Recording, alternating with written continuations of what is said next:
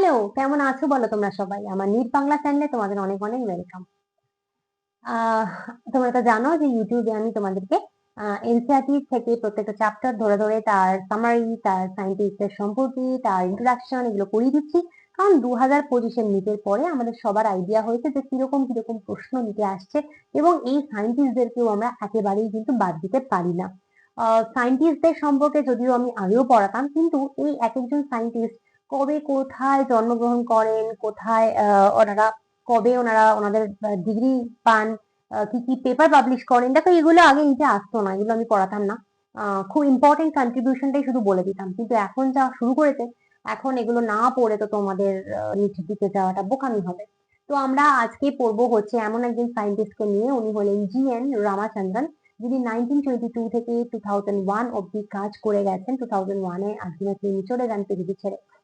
তিনি আবার আমার খুব ফেভারিট একজন সায়েন্টিস্ট, তার কারণ প্রথমত হলেন উনি ইন্ডিয়ান সায়েন্টিস্ট। এতদিন আমরা সায়েন্টিস্টদের সম্পর্কে যখনই পড়েছি সব সময় রেখেছি বাইরের দেশের নাম, কিন্তু এই রামাচন্দ্রনের সাথে আমাদের ইন্ডিয়ার সম্পর্ক রয়েছে, তাই জন্য আমি এই সায়েন্টিস্টকে ভীষণ ভীষণ মন থেকে শ্রদ্ধা করি। এবার ওনার সম্পর্কে পড়তেও দেখতে খুব ভালো লাগবে। উনি প্রোটিনের ওপর কাজ করেছেন, আহ ভীষণ সুন্দর কাজ উনি করেছেন। তো চলো তোমাকে আমি বলে দিচ্ছি। আর হচ্ছে যে তুমি যদি আমার চ্যানেল নতুন হচ্ছে, চ্যানেলটা সাবস্ক্রাইব করতে পারো, ভিডিওগুলো ভালো লাগলে লাইক কমেন্ট শেয়ার করতে একদম ভুলো না। তোমার নিজ জার্নিতে তোমার পাশে কিন্তু আমি কন্টিনিউয়াস থাকবো। এবং আমরা কিন্তু শুধু পড়বই না, এখান থেকে যে কটা প্রশ্ন হতে পারে সেই ধরনের প্রশ্নও তোমাদেরকে এখানে আমি ইংলিশ বাংলা দুটো ভাষায় করিয়ে দেবো, আইডিয়া দিয়ে দেবো কিরকম প্রশ্ন এখান থেকে হতে পারে। কারণ তোমাদের অনেক সময় মনে হবে যে আমি এখান থেকে কি পড়বো, তো কি পড়বে, কিভাবে প্রশ্ন আসতে পারে, সবই কিন্তু তোমাকে আমি এখন দেখিয়ে দেবো। তো চলো আগে দেখি ওনার সম্পর্কে। জি.এন. Ramachandran, an outstanding figure in the field of protein structure, was the founder of the Madras School of Conformational Analysis of Biopolymers। তো প্রথম কথা হলো, প্রোটিনের গঠন বিষয়ক ক্ষেত্রে সুবিদিত বিজ্ঞানী জি.এন. রামচন্দ্রন ছিলেন Madras school of conformational analysis of বায়োপলিমারের প্রতিষ্ঠাতা। তো ইনি কিন্তু, এই রামাচন্দ্রন কিন্তু Madras school of conformational analysis of biopolymer, এই যে ডিভিশনটা রয়েছে সেটার কিন্তু উনি মূলত প্রতিষ্ঠাতা বা ফাউন্ডার। উনি কিন্তু অ্যাকচুয়াল যদি কাজ কি নিয়ে করেছেন জিজ্ঞেস করো, সেটা হচ্ছে উনি প্রোটিন নিয়ে কাজ করেছেন। ঠিক আছে, আচ্ছা।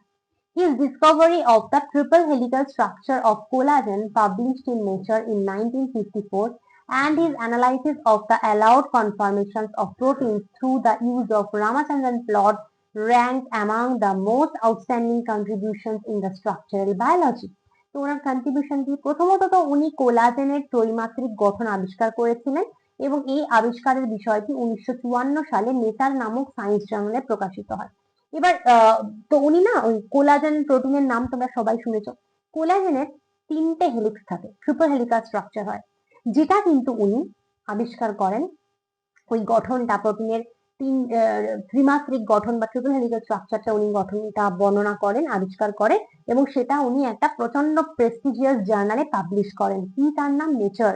নেচার হচ্ছে প্রচন্ড একটা প্রেস্টিজিয়াস জার্নাল, যেখানে সায়েন্টিস্টরা তাদের গবেষণাপত্র প্রকাশ করেন। সেটা উনি 1954 সালে কিন্তু প্রকাশ করেছিলেন। এছাড়া উনি আর কি করেছিলেন? উনি এই যে বলেছেন না রামাচন্দ্রন প্লট, সেটা আবিষ্কার করে উনি দিক নিজের খ্যাতি অর্জন করেছিলেন।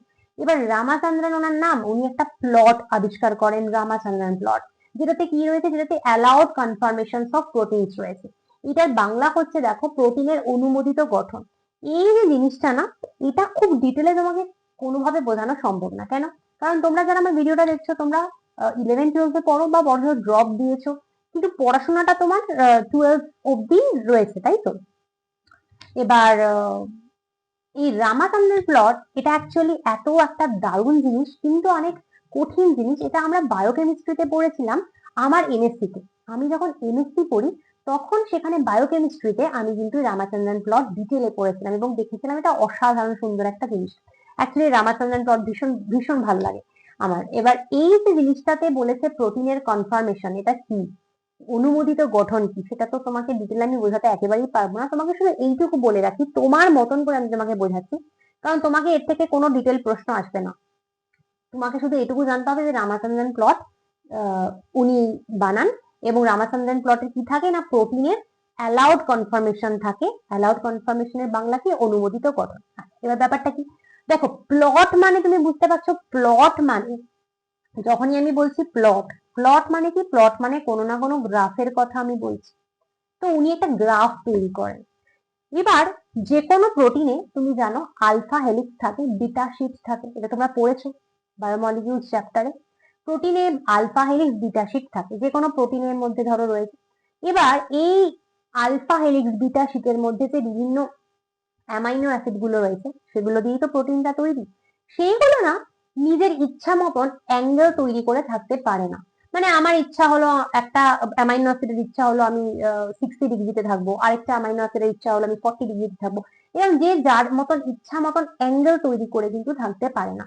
তো কোন অ্যামাইনো অ্যাসিড এবং কোন আলফা হেলিক্স বা বিটা শিট ঠিক কোন কোন অ্যাঙ্গেলে থাকবে একটা প্রোটিনের মধ্যে, সেটাই হচ্ছে প্রোটিনের অ্যালাউড কনফরমেশন, অনুমোদিত গঠন। মানে সবাইকে কিন্তু সব রকম অ্যাঙ্গেলকে কিন্তু অ্যালাউ করা হয় না, অনুমোদন দেওয়া হয় না। তো প্রোটিন কিভাবে থাকতে পারে, একটা প্রোটিনে আলফা হেলিক্স বিটা শিট ঠিক কি কি অ্যাঙ্গেল নিতে পারে, বা কোন অ্যামাইনো অ্যাসিড সেগুলো তৈরি করার সময় কি অ্যাঙ্গেলে থাকতে পারে, এটাই উনি একটু গ্রাফ করে বুঝিয়েছেন। আশা করি তোমাকে আমি বোঝাতে পারলাম, কারণ এর বেশি তোমাকে বোঝানো আমার পক্ষে সম্ভবই না, কারণ তোমরা এখন একদম ছোট। মানে তোমাদের জন্য এইটুকুই যথেষ্ট, ঠিক আছে? আর এর বাইরে প্রশ্ন আসবেও না নিতে, এটাও ঠিক। চলো, he was born on October 8, 1922 in a small town not far from Cochin on the southwestern coast of India. তো উনি কি করেছেন, উনি তোমার 1922 সালের 8ই অক্টোবর ভারতের দক্ষিণ পশ্চিম উপকূলবর্তী কোচিনের অনতিদূরে একটি ছোট শহরে জন্মগ্রহণ করেন। তাহলে উনি কবে জন্মগ্রহণ করেন? 1922 সালের 8ই অক্টোবর। কোথায় না? কোচিনে। কোচিনের কাছাকাছি একটা জায়গায় উনি জন্মগ্রহণ করেন। এবার কথাটা হচ্ছে যে তুমি বলতে পারো যে না আমি হিস্ট্রি কি পড়ছি, ইতিহাস পড়ছি, এই সমস্ত কই কবে জন্মেছে, কোথায় জন্মেছে। কিন্তু দেখো বাবা, যা নিজের প্রশ্ন আসছে, আমার তো বলার কোনো সাহসই নেই যে তোমাকে বলবো এটা পড়ো না ওটা পড়ো না। হ্যাঁ আমি আগে বলতাম, সত্যিই বলতাম, কারণ এগুলো থেকে কোনোদিন প্রশ্ন আসেনি। দেখো এগুলো থেকে 2025-এও প্রশ্ন আসেনি, কিন্তু 2025-এর প্রশ্নটা কিন্তু তোমাকে ঝট করে বলে যে এইগুলো এবার পড়ে যাও। কারণ যদি হট করে প্রশ্ন একটা এখান থেকে চলে আসে তখন তো হাই হাই হাই হাই করে লাভ নেই, তাই না? তাই জন্য আমি পড়িয়ে দিচ্ছি এবং আমি সাজেস্ট করবো তোমরাও পড়ে যাও। His father was a professor of mathematics at a local college and thus had considerable influence in shaping Ramachandran's interest in mathematics. তো তার পিতা স্থানীয় একটি কলেজে গণিতের অধ্যাপক ছিলেন। রামচন্দ্রনের গণিতের প্রতি উৎসাহ সৃষ্টিতে তার পিতার যথেষ্ট প্রভাব ছিল। তো ওনার বাবা ম্যাথমেটিক্স এর প্রফেসর ছিলেন একটা কলেজে। তো তার জন্য কিন্তু উনি যেহেতু একে পড়াতেন, তাই জন্য ম্যাথমেটিক্স এর প্রতি একটা বিশাল ইন্টারেস্ট গ্রো করে গেছিল, হয় না সেটা? After completing his school years, Ramachandran graduated in 1942 as the top-ranking student in the BSc Physics course of the University of Madras. দেখো, স্কুল জীবন শেষ করার পর 1942 সালে রামচন্দ্রন মাদ্রাজ বিশ্ববিদ্যালয় থেকে ফিজিক্স অনার্সে ডিগ্রি লাভ করেন এবং এই পরীক্ষায় তিনি সর্বোচ্চ স্থান অধিকার করেন। তো ওনার ফার্স্ট স্কুল শেষ হয়, তারপর উনি গ্রাজুয়েশন কমপ্লিট করেন। কবে কমপ্লিট হয়? 1942-তে। এবং কোথা থেকে কমপ্লিট হয়? না ইউনিভার্সিটি অফ ম্যাড্রাস থেকে। এবং সেখানে উনি ফিজিক্স অনার্স নিয়ে গ্রাজুয়েশন করেন, বিএসসি, এবং সেটাতে কিন্তু উনি হাইয়েস্ট মার্কস পান। He received a PhD from Cambridge University in 1949. 1949 সালে তিনি কেমব্রিজ বিশ্ববিদ্যালয় থেকে পিএইচডি ডিগ্রি লাভ করেন। ঠিক আছে, তো তারপরে উনি পিএইচডি পান কোথা থেকে? না কেমব্রিজ ইউনিভার্সিটি থেকে পিএইচডি পান। কবে? 1949। While at Cambridge, Ramachandran met Linus Pauling and was deeply influenced by his publications on models of the alpha helix and beta sheet structures that directed his attention to solving the structure of collagen. তো ওই যে PhD করতে যান সেখানে গিয়ে Linus Pauling এর সাথে তার সাক্ষাৎ হয়। ওই লিনাস পলিং এর সাথে ওনার সাক্ষাৎ হয় এবং কি করে, পলিং একটা প্রকাশ করে কি, মানে উনি পাবলিশ করেছিলেন প্রোটিনের আলফা হেলিক্স ও বিটা শিট। এই গঠনটা তাকে গভীরভাবে প্রভাবিত করে এবং কোলাজেনের গঠন বিষয়ক সমস্যা সমাধান দিকে তার মনোযোগ ধাবিত হয়। তো অ্যাকচুয়ালি কিন্তু এই পিএইচডির সময়ই উনি মাথায় এটা ওনার আসে যে আমি এই কোলাজেনটা নিয়ে কাজ করব, কারণ ওখানে গিয়ে ওই লিনাস পলিং এর সাথে ওনার সাক্ষাৎ হয়। আর ওই পলিং যিনি রয়েছিলেন তিনি কিন্তু আলফা হেলিক্স বিটা শিটের গঠন নিয়ে কাজ করেন এবং সেটা দেখেই এনার মনে হলো যে কোলাজেনের গঠন নিয়ে উনি কাজ করবেন। আচ্ছা, তারপরে উনি কোলাজেনের ট্রিপল হেলিক্যাল স্ট্রাকচার দেয় এবং সেটা নেচারে পাবলিশ হয়। He passed away at the age of 78 on April 7, 2001. দেখো উনি বেশি দিন বাঁচেননি, 2001 সালের 7ই এপ্রিল 78 বছর বয়সে তার মৃত্যু ঘটে। 78 এখনকার দিনে কোনো ব্যাপারই না, 78 খুবই কম বয়স, তো উনি খুব বেশি দিন যে বেঁচেছেন তা কিন্তু না। তো কবে জন্মগ্রহণ করেছেন, কবে মারা যান, ওনার বাদ বাকি ক্রেডিট কি কি ছিল সেগুলো কিন্তু সব তোমাকে এখানে পড়তে হবে। এইবার তোমাদের বুঝবার জন্য যে ম্যাম কিরকম প্রশ্ন আসে না আসে, কিরকম প্রশ্ন এখান থেকে আসতে পারে, আমি 3টে প্রশ্ন নিয়ে এসেছি। দেখো এক্সাক্ট এই কোয়েশ্চেনই আসবে এরকম তো নয়, কিন্তু এগুলো থেকে তুমি বুঝতে পারবে যে আমি কিভাবে তোমাকে বলছি যে কোন কোন পয়েন্ট গুলোকে তোমার নোট ডাউন করতে হবে, যে কোন কোন পয়েন্ট তোমাকে পড়তে হবে, কিভাবে প্রশ্ন আসতে পারে সেই সাজেশনটা তোমাকে দিচ্ছি, যাতে তুমি নিজের জন্য প্রিপারেশন রাখতে পারো ভালো করে, ঠিক আছে? আচ্ছা, আর হচ্ছে যে এই যে কোয়েশ্চেন গুলো তোমরা যারা ইউটিউব বা অন্য কোথাও থেকে দেখছো, এগুলো তোমরা স্ক্রিনশট নিতে পারো, এগুলো ডেফিনেটলি তোমাদের সাহায্য করবে। স্পেশালি যারা বেঙ্গলি মিডিয়াম থেকে পড়ো তারা সবসময় বলো যে ম্যাম প্রশ্ন বাংলায় পাই না। তো আশা করি আমার ভিডিও থেকে তোমার উপকার হচ্ছে, আর যারা আমার পেইড ব্যাচ থেকে দেখছো তারা এগুলো পিডিএফ পেয়ে যাবে, তোমাদেরকে চিন্তা করতে হবে না। চলো, statement 1. Ramachandran discovered the triple helical structure of collagen which was published in Nature in 1945. Ramachandran কোলাজেনের ত্রিমাত্রিক গঠন আবিষ্কার করেছিলেন এবং এই আবিষ্কারটি 1945 সালে নেচার নামক সায়েন্স জার্নালে প্রকাশিত হয়। ঠিক না ভুল? ভুল। কেন বলো? 1954 এ, 1945 না, 1954 এ হয়েছিল, সেটা আমি 1945 করে দিয়েছি, উল্টে দিয়েছি। কেন দিলাম? তোমাদের শিখবার জন্য যে এরকম করে কিন্তু টুইস্ট করে কোয়েশ্চেন দিতে পারে।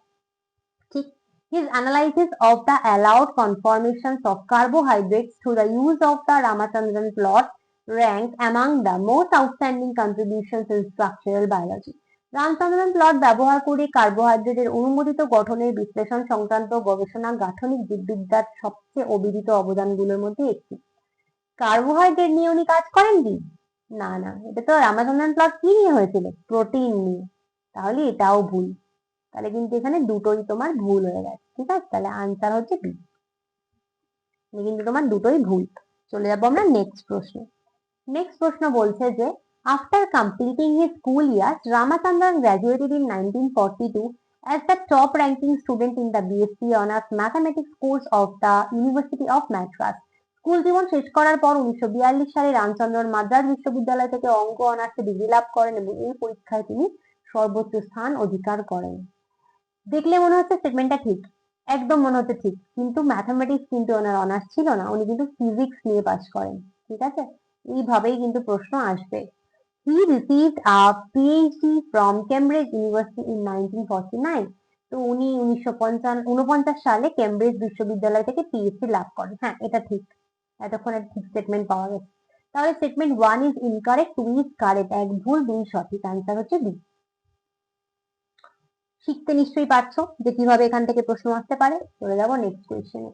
While at Cambridge, Ramachandran met Linus Pauling and was deeply influenced by his publications on models of the alpha helix and beta sheet structures.